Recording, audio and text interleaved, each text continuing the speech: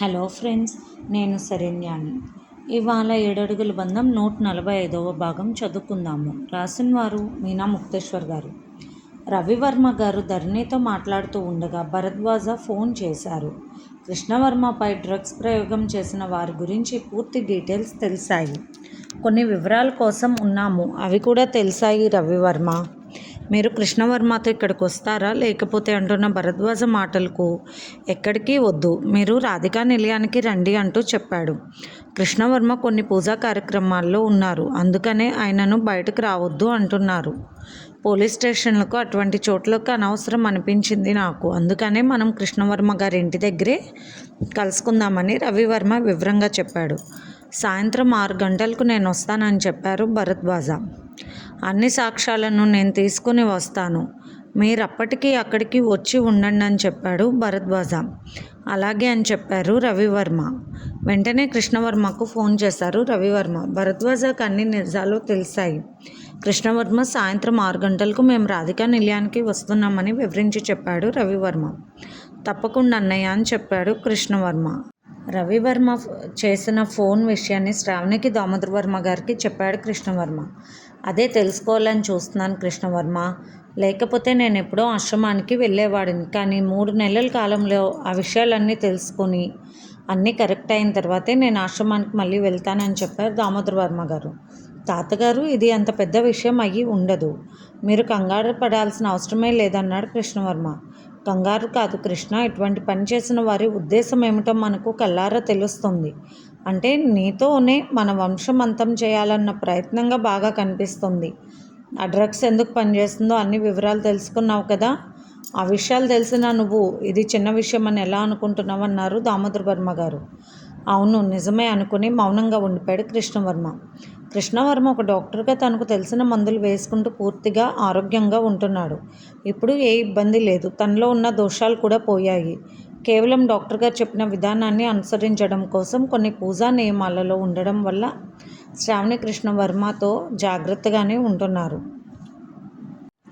భరద్వాజ, రవివర్మ ఇద్దరూ కూడా రాధికా నిలయానికి వెళ్ళారు.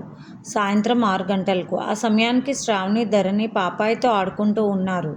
ధనుంజయ్ గారు, దుర్గమ్మ గారు, వసుంధర గారు, ఆనంద్ గారు, సుప్రజ, చిన్నరాజా అందరూ కూడా ఉన్నారు. అదేమిటి నేను రాకుండానే అందరూ అక్కడే ఉన్నారు అని ఆశ్చర్యపోయాడు ఇక్కడే ఉన్నారు అని ఆశ్చర్యపోయాడు రవివర్మ. కృష్ణవర్మ అంటున్న రవివర్మ మాటలకు పైన కూర్చుని ఉన్నారు తాతగారు కృష్ణవర్మ అని చెప్పింది ధరణి. రవివర్మ ధరణి దగ్గరికి వచ్చి, ఏమిటి అందరూ ఇక్కడికి చేరుకున్నారు అన్నాడు. శ్రావణి నాకు చెప్పింది మీరు వస్తున్నారని. తెలుసుకోవడం మా ధర్మం, అందరికీ బాధ్యత ఉండాలి. ఒక్కరిగా తెలుసుకునే విషయం కాకపోతే అందరూ సపోర్ట్ అవసరమే అవుతుంది. ఏమీ కాదు, మిమ్మల్ని ఇబ్బంది పెట్టము, కానీ అన్నీ గ్రహిస్తామన్నది ధరణి ఒక లాయర్ లాగా. కుటుంబంలో ఏదైనా సమస్య వచ్చినప్పుడు అందరికీ బాధ్యత ఉంటుంది అన్న విషయాన్ని ధరణి చెప్పకనే చెప్పింది.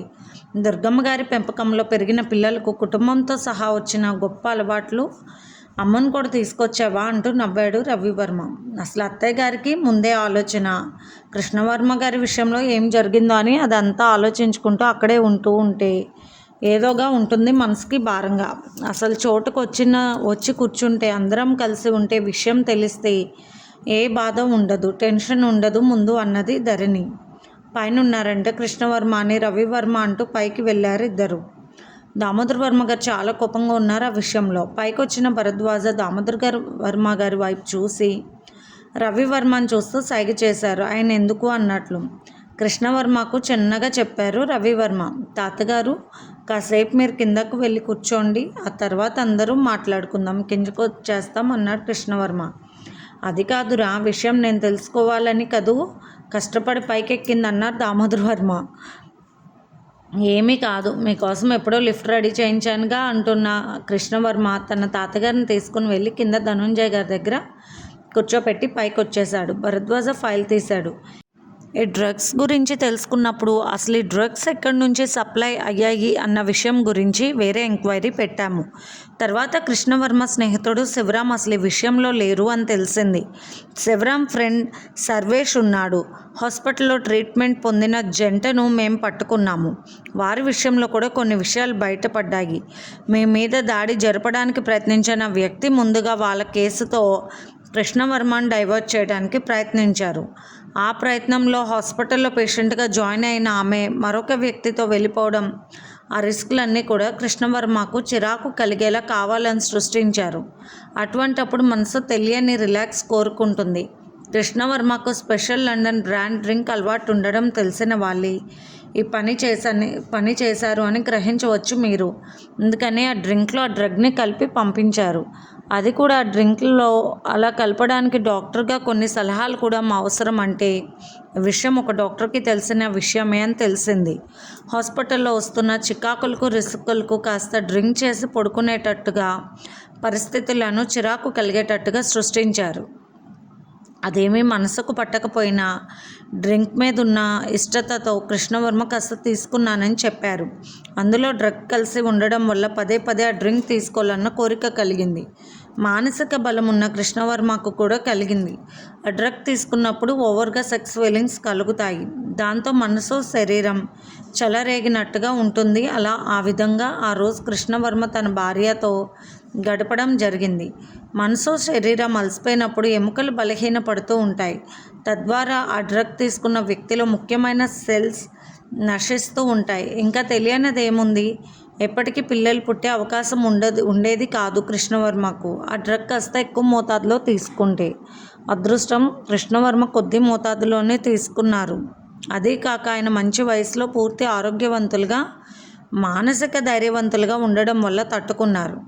వెంటనే దానికి తగ్గ మెడిసిన్ తనకు తెలిసి ఉండడంతో వాడడం వల్ల డ్రగ్ యొక్క పనితీరుని తగ్గించుకోగలిగారు కృష్ణవర్మ గారు అని అన్ని విధాలుగా చెప్తున్నారు భరద్వాజ. అన్నీ శ్రద్ధగా విన్న రవివర్మ కృష్ణవర్మ ఒకేసారి అడిగారు, అసలు ఈ పని ఎవరు చేశారు?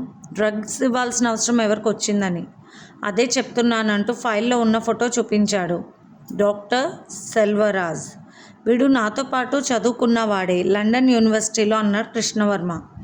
అవును, లండన్లో స్పెషల్ కోర్స్కి మీరు కలిసే వెళ్ళారు కదూ అన్నారు భరద్వాజ. అవును, పెద్ద ఫ్రెండ్ కాకపోయినా కూడా లండన్లో అప్పుడప్పుడు పార్టీలో కలుస్తూ ఉండేవాళ్ళం అన్నాడు కృష్ణవర్మ. అతనికి నాపై ప్రయోగం చేయాల్సిన అవసరం ఏముంటుంది సార్ అన్నాడు కృష్ణవర్మ అయోమయంగా. మూర్ఖులు ఉంటారు కృష్ణ, అందరూ మంచి మనసుతో ఉండరు. ఒకసారి లండన్లో జరిగిన విషయాలను గుర్తు చేసుకోండి. అదే మీరు స్పెషల్ కోర్స్ చేయడానికి వెళ్ళారు కదూ, అప్పుడు సెల్వరాజ్కి మీకు ఏర్పడిన పరిచయము ఇంకా ఒక్కసారి గుర్తు చేసుకోండి. జరిగిన విషయాలు మీరు పూర్తిగా చెప్పండి. తర్వాత అసలు విషయాన్ని నేను మీకు చెప్తానన్నారు భరద్వాజ. కృష్ణవర్మకు ఒక్కసారిగా లండన్లో తన స్పెషల్ కోర్స్ కోసం వెళ్ళిన రోజులు గుర్తొచ్చాయి. సెల్వరాజ్ చెన్నైలో స్థిరపడ్డ ఒక తెలుగు కుటుంబంలో పుట్టినవాడే. అతను కూడా స్పెషల్ కోర్స్ కోసం అదే యూనివర్సిటీకి సెలెక్ట్ అయ్యాడు. ఒకే ఫ్లైట్లో పక్కపక్క సీట్లలో ఇద్దరు కలుసుకున్నారు. మొట్టమొదటిగా కృష్ణవర్మ, సెల్వరాజ్. అలా యూనివర్సిటీలో జాయిన్ అయ్యారు. కృష్ణవర్మ చాలా ఇంటెలిజెంట్, కానీ చదివినట్లు ఎవరికీ కనిపించేవాడు కాదు. లెక్చరర్లు అతనిని పెద్దగా పట్టించుకునేవారు కాదు. సెల్వరాజ్ చాలా బాగా చదివేవాడు. అందరి ముందు కూడా చదువు పట్ల శ్రద్ధ ఉన్న వ్యక్తిలా పేరు తెచ్చుకున్నాడు కొద్ది నెలలలోనే. కానీ ఒక్కసారి జరిగిన ఎగ్జామ్స్లో కృష్ణవర్మ మొదటి స్థానంలో ఉన్నారు. అందరూ ఆశ్చర్యపోయారు. అప్పుడు తెలుసుకున్నారు, కృష్ణవర్మ బట్టి పట్టి చదివే వ్యక్తి కాదు, శ్రద్ధగా వింటారు. అలా వినడమే అతని మెదడులో ఆ విషయం చక్కగా ఫిక్స్ అయిపోతుంది. చదవాల్సిన అవసరం పెద్దగా ఉండదు. ఒక్కసారి సబ్జెక్ట్ చూసుకుంటే చాలు, అంత బ్రిలియంట్ స్టూడెంట్ అని తెలుసుకున్నారు అందరూ. అక్కడి నుండి కృష్ణవర్మ గురించి గొప్పగా చెప్పుకునేవారు. సెల్వరాజ్కి మొదట తనని పొగిడి తర్వాత కృష్ణవర్మను పొగడడంతో కాస్త జెల్సీ అనిపించేది. ఆ తర్వాత అదేమీ పట్టకుండా కృష్ణవర్మ సెల్వరాజ్తో స్నేహం చేసి ఇద్దరూ స్నేహితులుగా మారిపోయారు. అప్పుడప్పుడు క్లబ్బులకు వెళ్ళేవారు. లండన్ స్పెషల్ బ్రాండ్ వైన్ అంటే కృష్ణవర్మకు కాస్త ఆసక్తి కలిగేలాగా అలవాటు చేసింది సెల్వరాజ్. ఇద్దరూ లైట్గా తీసుకునేవారు, ఎంజాయ్ చేసేవారు, హ్యాపీగా ఉండేవారు.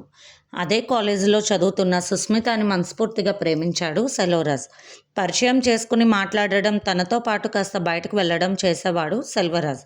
అలా కృష్ణవర్మ, సుస్మిత, సెల్వరాజ్ ముగ్గురు కూడా వెళ్తూ ఉండేవారు. సుస్మితను సెల్వరాజ్ ఇష్టపడుతున్న విషయం కృష్ణవర్మకు తెలుసు. ఎందుకు అభ్యంతరం? ప్రేమించిన విషయాన్ని వెంటనే చెప్పాలి, లేకపోతే మిస్ అయిపోతావురా, వేరొకరు తీసుకుంటారా అవకాశాన్ని అంటూ నవ్వేవాడు కృష్ణవర్మ. ఆ తర్వాత కృష్ణవర్మకు సబ్జెక్ట్ పూర్తయి త్వరగానే ఇండియా వచ్చేశారు. ఆ తర్వాత సెల్వరాజ్ టచ్లో కూడా లేడు అని చెప్పాడు కృష్ణవర్మ. ఇంతవరకు జరిగింది కదూ. ఆ తర్వాత అసలైన స్టోరీ జరిగింది. సబ్జెక్ట్లో కొంత బ్యాలెన్స్ ఉండడంతో సెల్వరాజ్ అక్కడే ఉన్నాడు. తన ప్రేమను సుస్మితకు చెప్పాడు. కానీ సుస్మిత, నాకు కృష్ణవర్మ అంటే ఇష్టం ఉంది, ప్రేమ అని చెప్పలేను, కానీ నీ మీద నాకు ఏ అభిప్రాయం లేదు. కృష్ణవర్మ నన్ను పట్టినట్లు ఉన్నప్పుడు అతనిని ఇష్టపడినట్లు కూడా నేను చెప్పాను. ఒకవేళ అతను కానీ నన్ను ఇష్టపడితే నేను అతనినే వివాహం చేసుకుంటాను, అంతేగాని నిన్నెప్పటికీ నా పార్ట్నర్గా చేసుకోలేనంటూ ఒక రకమైన హేళన భావంతో చెప్పింది సుస్మిత. నా మాటలకు సెల్వరాజ్ విపరీతమైన జెల్సీ ఫీల్ అయ్యి ఆ విషయంలో కృష్ణవర్మ ఏదో తనను మాయ చేశాడు అనుకున్నాడు సెల్వరాజ్. అలాగే ఎడ్యుకేషన్ విషయంలో ముందు స్థానంలో ఉన్న అతనిని వెనక్కి నెట్టి తను పేరు తెచ్చుకున్నాడు. లెక్చరర్స్ని మంచి చేసుకుని సుస్మిత కూడా తనంటే ఇష్టమే కానీ కృష్ణవర్మ చెడగొట్టాడన్న భావాలతో లేనిపోనివి ఊహించుకుని బాధపడ్డాడు సెల్వరాజ్. సహజంగా కృష్ణవర్మ సరదాగా ఉండే మనిషి. ప్రతి ఒక్కరితో నవ్విస్తూ చాలా క్లోజ్గా ఉండే కృష్ణవర్మను అలా అనుమానించాడు సెల్వరాజ్. అతను పెళ్లి కూడా చేసుకోలేదు. తర్వాత చెన్నై వచ్చిన తర్వాత డాక్టర్గా ప్రాక్టీస్ పెట్టుకున్నాడు. కానీ అతని మనసంతా కూడా కృష్ణవర్మ మీద కక్షతో నిండిపోయింది. కృష్ణవర్మ హాయిగా పెళ్లి చేసుకుని హ్యాపీగా ఉంటున్నాడని జల్సీ పొందాడు. నాకు దక్కని ప్రేమ అతనికి దక్కకూడదు, నాకు దక్కని సంతోషం అతనికి దక్కకూడదన్న మూర్ఖ స్వభావంతో శివరాం స్నేహితుడు ఒకసారి చెన్నై వెళ్ళినప్పుడు వైద్య విషయానికి పరిచయం చేసుకొని తనకి డబ్బు ఆశ చూపించి పని చేయించాడు. హాస్పిటల్లో ఒక అమ్మాయి ద్వారా జరిగిన గొడవను క్రియేట్ చేసింది శివరాం ఫ్రెండ్. చెప్తున్న భరద్వాజ మాటలకు రవివర్మ, కృష్ణవర్మ ఆశ్చర్యపోయారు. అసలు ఇదంతా ఏమిటి, ఇంతకీ ఆ సుస్మిత ఏమైంది అన్నాడు రవివర్మ. ఆమె బాగానే ఉంది, వేరొక డాక్టర్ని పెళ్లి చేసుకుని పిల్లలతో హాయిగా లండన్లో సెటిల్ అయిపోయింది.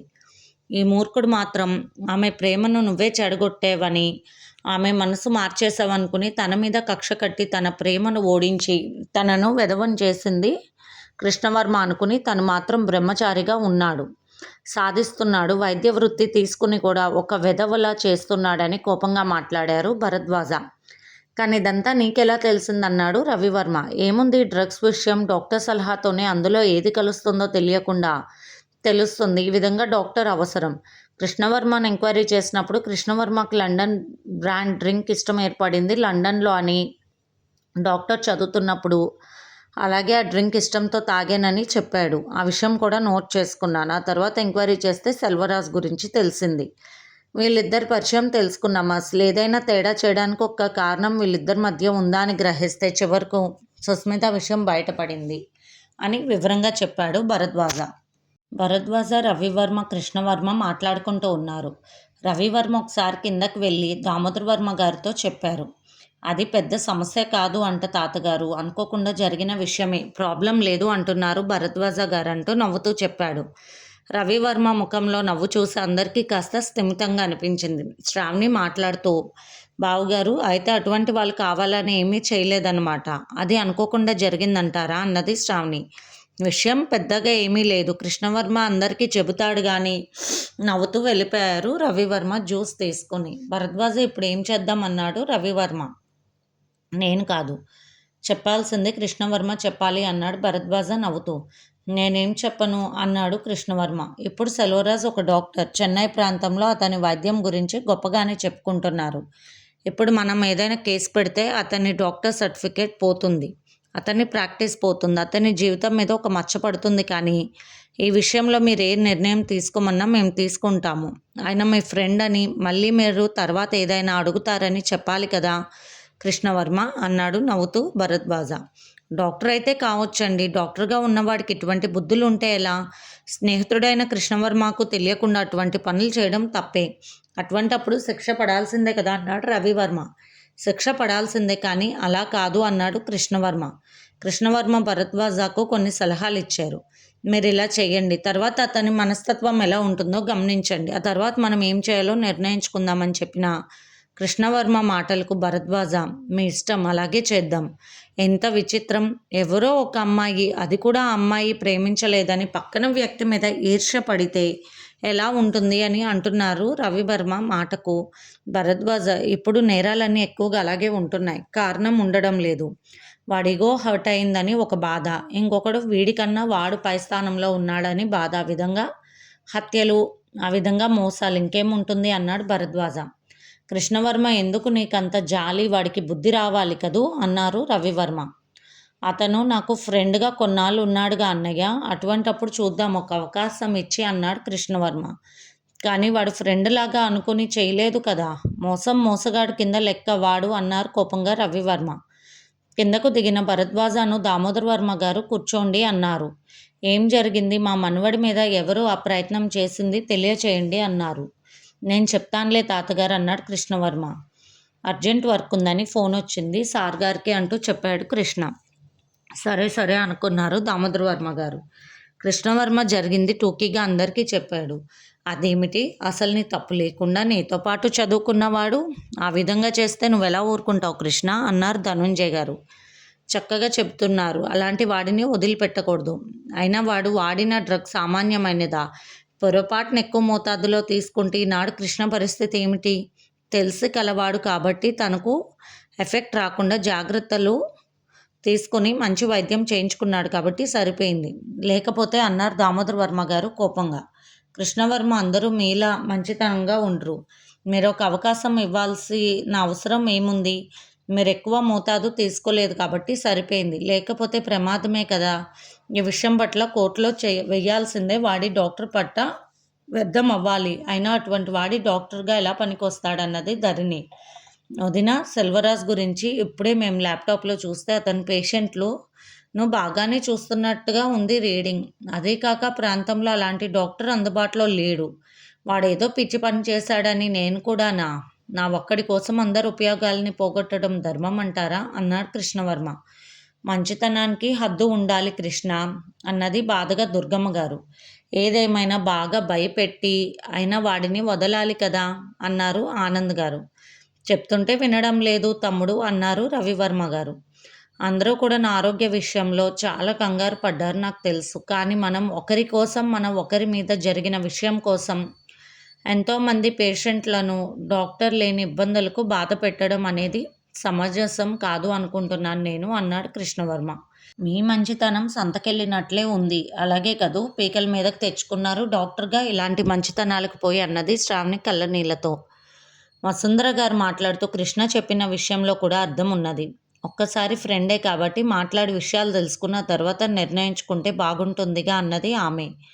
అయ్యో అమ్మా, నీ మంచితనం, తమ్ముడు మంచితనం వల్ల జరిగేదేమీ ఉండదు. అటువంటి వారికి బుద్ధి చెప్పి తీరాలి అన్నాడు రవివర్మ. మేమంతా రవివర్మ మాటను ఇష్టపడుతున్నామన్నారు అందరూ. సరే అయితే అన్నయ్య, నేను మీతో మాట్లాడాలి, ఒకసారి లోపలికి రండి అన్నాడు కృష్ణవర్మ రవివర్మ వైపు చూసి నవ్వుతూ. కృష్ణ, నీ మాటలు వింటే నేను కూడా లొంగిపోతాను, నన్ను వదిలేయి. అయినా ఆ రోజు నువ్వు గిచ్చినప్పటి నుంచి నాకు భయంగానే ఉంది అంటూ నవ్వారు రవివర్మ. కృష్ణవర్మ గారు నవ్వుతుంటే అందరూ నవ్వారు. అందరికీ తమాషాగా ఉంది. మీకు అలా జరిగినప్పుడు నా ప్రాణం కొట్టుకుపోయింది. మీరు ఇన్నాళ్ళు ఇలా బాధపడటానికి కారణం వాడు కదూ. అటువంటి వారికి బుద్ధి చెప్పే అవకాశం లేదా అన్నది కోపంగా శ్రావణి. బుజ్జి, మనం డాక్టర్ ప్రాక్టీస్ పెట్టుకున్న తర్వాత ఎట్లాంటి వారికైనా ఏదో ఒక కేసులో తేడా వస్తుంది. అవతల వారికి నష్టం జరుగుతుంది, కానీ మనం ముందుగా అన్ని సంతకాలు పెట్టించుకుంటాం కాబట్టి ఇబ్బంది లేకుండా కొన్ని విషయాలలో జాగ్రత్తలు పడతారు. అలా ఒక్కొక్కసారి ఇలాంటివి జరుగుతూ ఉంటాయి. మనం కూడా క్షమించాలి కదూ. మనం పేషెంట్లో అర్థం చేసుకున్నట్టు మనల్ని మనం కూడా వాడి మనస్తత్వంగా పేషెంట్ కాబట్టి వాడిని అర్థం చేసుకుందామంటూ నవ్వేశాడు కృష్ణవర్మ. ఒకటి గమనించవ శ్రావణి, నాకు చాలా జాగ్రత్తగా ఉండాలని వివరం తెలిసింది ఆరోగ్య విషయంలో. మరెప్పుడో కొన్ని పనులు చేయకూడదన్న బుద్ధి కూడా వచ్చింది వాడి వల్ల. వాడి గర్ల్ ఫ్రెండ్ వాడిని ఇష్టపడకపోతే నా మీద కోపం ఎందుకు? వాడిని ఇంకో రకంగా ఆడుకుంటే పోలా అన్నాడు కృష్ణవర్మ నవ్వుతూ. సరదా కాదు కృష్ణ, నీ జీవితం ఏదైనా తేడా వస్తే ఏమయ్యేదని బాధగా ఉండదా నాకు అన్నారు దామోదర్ వర్మ గారు. తాతగారు, ఇలాంటివన్నీ మీరు ఎన్ని చూసి ఉంటారు, ఎన్ని చేసి ఉంటారు చెప్పండి. ఈనాడు మీకు ఎక్కడైనా శాంతి లభించిందా? మీరు ఆశ్రమంలో ఉన్నప్పుడే హాయిగా లేరా? ఇటువంటివన్నీ మీకు ఎందుకు? హాయిగా వదిలేసేయండి, మనసు ప్రశాంతంగా ఉంచుకోండి. ఈ వయసులో మీకు శాంతిగా ఉండడం కావాలి. ఆవేశాలు, కక్షలు, కార్పణ్యాలు మనకు అవసరమా అన్నాడు కృష్ణవర్మ. అలా నీ మాటలతోనేగా ఫ్యాక్షనిజం అని పేరు తెచ్చుకున్న ఇంటిని డాక్టర్ల ఇల్లుగా మార్చేసావన్నారు దామోదర్ వర్మ గారు నవ్వుతూ. డాక్టర్ ఇల్లుగా ఉంటే పర్వాలేదు తాతగారు, పేషెంట్గా మారితే కదా బాధ. అలాంటి పరిస్థితులు తెచ్చుకుంటే ఇబ్బంది "ఆ! లేదా ఇబ్బంది కదూ" అన్నది శ్రావణి. "అందుకే నీకు చదువు అయిపోయాక పెళ్లి చేసుకోవాల్సింది. ఇంకా బుద్ధి పెరగలేదు బుజ్జి శ్రావణి నీకు" అన్నాడు కృష్ణవర్మ. మాటలకు అందరూ నవ్వేశారు. సుప్రజ మాట్లాడుతూ "ఏదేమైనా అందరికీ చాలా భయం వేసింది కదా కృష్ణగారు. ఇప్పుడంటే సమస్య పోయింది కాబట్టి అది పెద్ద విషయంగా అనిపించలేదు. నిజంగా సమస్య జరుగుతున్నప్పుడు ఫలానా వాడు నేరస్తుడని తెలిస్తే మనం ఊరుకోం కదా" అన్నది సుప్రజ. "వామ్మో! వదిలితే నువ్వు విజయవాడని మళ్ళీ ఫ్యాక్షనిజంతో ఏలేటట్టుగా ఉన్నావుగా" అన్నాడు ఆనంద్ సుప్రజ నెత్తిమీద ఒకటేసి. "అది కాదండీ! అప్పుడు మనం ఎంత బాధపడ్డాం అందరం. కుటుంబం కన్నీరు కార్చాం. మన బాధకు కృష్ణవర్మ ఇప్పుడు పడుతున్న బాధకు శ్రావణి ఇబ్బందుల కారణం అతను చేసిన తప్పు పని కదా" అన్నది సుప్రజ. మాట్లాడినప్పుడు అందరికీ అది సబబుగా అనిపించింది. ధరణి మాట్లాడుతూ "ఏదేమైనా వాడి మీద నేను కేసు వేస్తాను. వాడి డాక్టర్ పట్ట శుభ్రంగా ఎగిరిపోవాలన్నది కోపంగా. హలో లాయర్ అమ్మగారు, మీరు అమ్మ అయ్యారు. మీ పాప క్యార్మంటుంది అన్నాడు రవివర్మ. ధరణి లోపలికి పరిగెత్తుకుని వెళ్ళింది. ఏడుపు వినిపించలేదు కదరా అన్నారు వసుంధర గారు. నమ్మ ఆడవాళ్ళకు కొన్ని విషయాలు కానీ మనం చెబితే ఇక్కడే పెద్ద యుద్ధం. రామరావణ యుద్ధము జరిగేలా చేసేస్తారు. అందులో లాయర్ బుర్ర కాదు ధరణి అంటూ నవ్వాడు రవివర్మ. ధరణి నవ్వుతూ బయటకొచ్చింది. హలో సార్, ఒకప్పుడు ఈ లాయర్ బుర్ర కావాల్సి వచ్చింది తమరికి అంటూ నవ్వింది ధరణి.